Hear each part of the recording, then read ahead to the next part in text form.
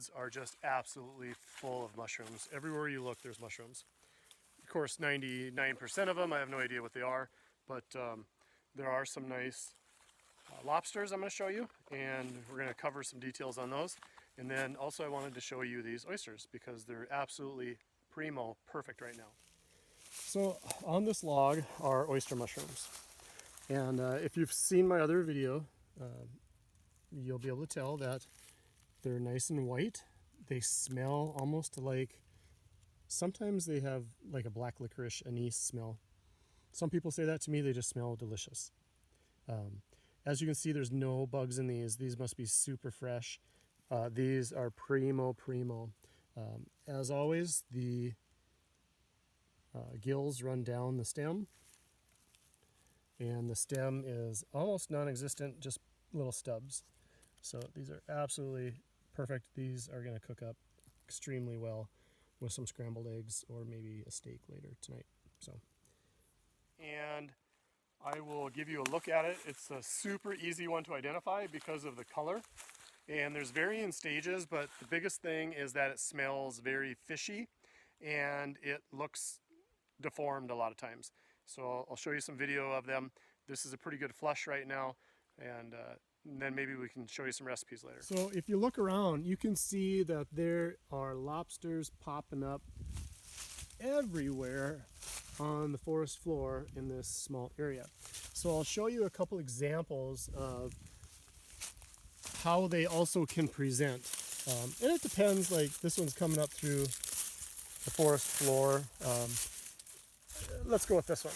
So as you can see, they actually have this, if you really let your imagination run wild, you can almost say that kind of looks like a lobster claw. And as you see, the interior is snow white, and it is a very firm, crunchy mushroom. These remind me of apples, and the way that the texture of them. They're a very crunchy, crispy mushroom, and they hold their texture well during cooking. These mushrooms can easily be dehydrated. The biggest thing with these is a lot of times you have very dirty mushrooms because of the deformities and how they come up through the soil. But the other good thing about these mushrooms is they never have bugs. This orange color is unmistakable. There are no gills because at one time the mushroom had gills, but that was before it was parasitized into the lobster. So happy hunting. Okay, so here's a couple small lobsters. They look newer. Like I said, the orange is actually a parasitized mushroom that changes the original host and deforms it. As you can see, the one emerging here is really deformed. But a couple of, this is kind of a good one to show you. A couple of key identifiers on the lobster mushroom is it will have a solid stipe, and this orange coating or coloring, it's pretty unique. And just the grotesque, deformed look of it. But the biggest one for me is if you smell it, it smells very fishy. And it's not like chanterelles where some people can smell the apricot and some can't. I've never had anybody that I've shown this mushroom to that has not been able to smell the fishy smell. Okay, so we're just going to make a super simple, easy, almost free meal tonight at the camp. We only really need maybe 4 ingredients. Just some regular butter, and that's just for frying up the lobster mushrooms. We're going to use Aldi's cheese and shells. I think these are like $1.19, $1.49 at Aldi's. Pretty good recipe. It's kind of a takeoff on the more expensive, I don't even know what the brand is. Aldi's shells and cheese, about $1.49, $1.19, I don't remember which one. And a couple of the lobster mushrooms that we found earlier. I'm going to go ahead and clean them up, get that dirt off of there, and then we're going to fry them in the butter and with a little bit of salt, a little bit of pepper, and voila, we're going to add them to the mac and cheese. Okay, so as you see, basically I just end up cutting off a lot of the dirt. You can get a scrub brush and some water and you can rinse these really well, but I hate nothing more than to end up with some grit in my mouth and my food. So a lot of times I just cut off the dirt and really I don't lose a lot of the mushroom, so it's what I do. So the second mushroom of the day is going to be the lobster mushroom. We're just going to get our camp stove going here. Get the water boiling for the shells, and we're going to get this pan heated up for our mushrooms. So we're just going to take about a 1/4 stick of butter, give or take. Oop. Luckily it was still wrapped, so that's pretty good. Just going to throw that in the pan, let that melt down. And we're going to cut up our mushrooms just into, you know, manageable pieces. Nothing, we're not going to mince them, we're not going to leave them in big chunks.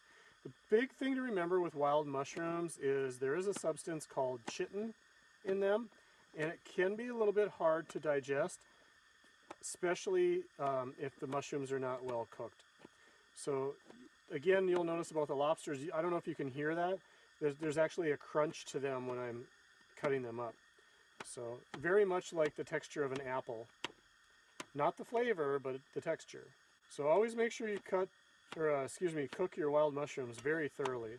General rule that I use often when cooking mushrooms when I'm frying them is to stir fry them and saute them until the moisture comes out and then evaporates. But with lobsters, there's really not much moisture in there. They're really a dry mushroom.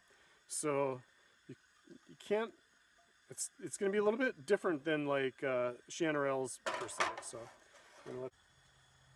And I'm using sweet, unsalted butter, but it really doesn't make a difference what you use. You can use olive oil, coconut oil. You can even use like a spray Pam in your pan if you want. Whatever makes you happy. Essentially, you're just giving a little bit of fat to the mushrooms, keep them from sticking to the pan. Mushrooms are pretty dry sometimes. Not dry, but like low fat, obviously. So sometimes a little fat in the pan can give a little more flavor too. Plus the mushrooms will take on the flavor of whatever you cook it in oftentimes. So put my mushrooms in the pan.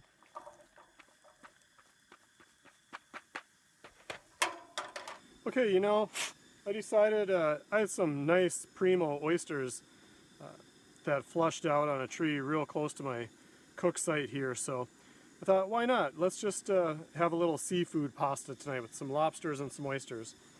So I'm going to go ahead, and you don't really have to cut those up. You can just kind of tear them up. These are super nice oysters.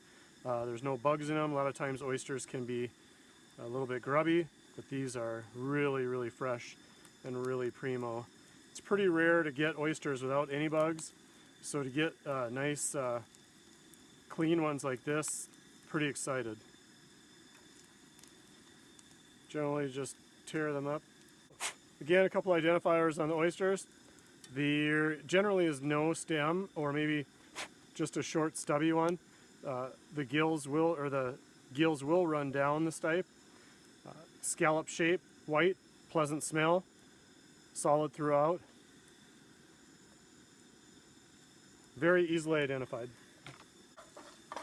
So my lobsters are actually getting a little bit more done than I wanted to. A little stick in there. But now the oysters will have to catch up, so I'll turn this down and let them do your thing. The other thing about lobsters is because of that orange parasitic covering on them, they're kind of like saffron, in which sometimes they can stain your food. So if you put them in rice or whatever, they can actually stain your food an orangish color. So as you can see, the lobsters are actually getting a little bit kind of caramelized on the edge. They're clearly done. Normally I don't cook them this long, but I just threw those oysters in late, and I want to make sure that the oysters are cooked very thoroughly. And as you can see, these were pure white, these oysters, and now they have this yellowish tinge.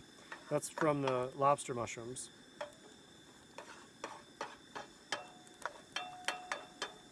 So those are really pretty much done here. We're just going to wait for these shells to get done. We're going to drain the water off. We're going to add the mushrooms to there and then add in our processed cheese. The nice thing about mushrooms is they're a super good protein source. So if you're vegan or vegetarian, it's certainly a good meat substitute. And the best thing is if you go out and hunt your own, they're free. Oh, I forgot I was going to throw a baked potato in the fire too.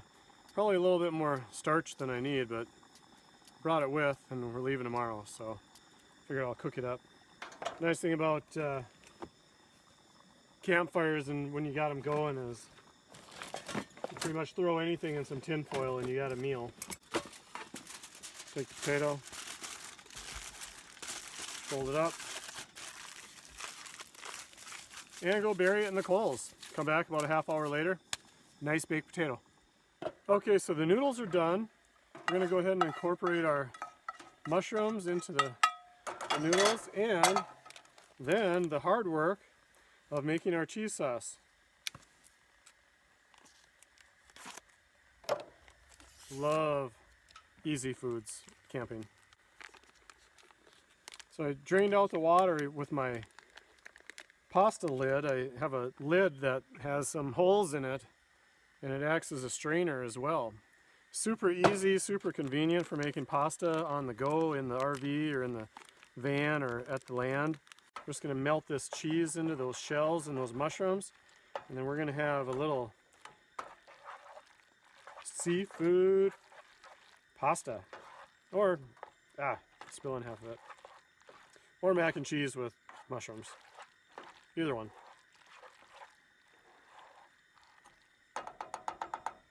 Even without the mushrooms, this Aldi's mac and cheese is one of my go-tos for short-term camping. Granted, there's not a lot of nutrition in it, but you could throw some broccoli in here, some cauliflower, or peas out of the garden, whatever you want, and kind of make it a little bit better for you. But the nice thing is it's convenient, it's filling, and it's super cheap too. Give it a little salt, a little pepper. The only thing I'm missing is some hot sauce, but I think I might have some in the camp bag. We'll check it out. Anyway, I'm going to give this a shot. Thanks for joining me, and we'll see you soon.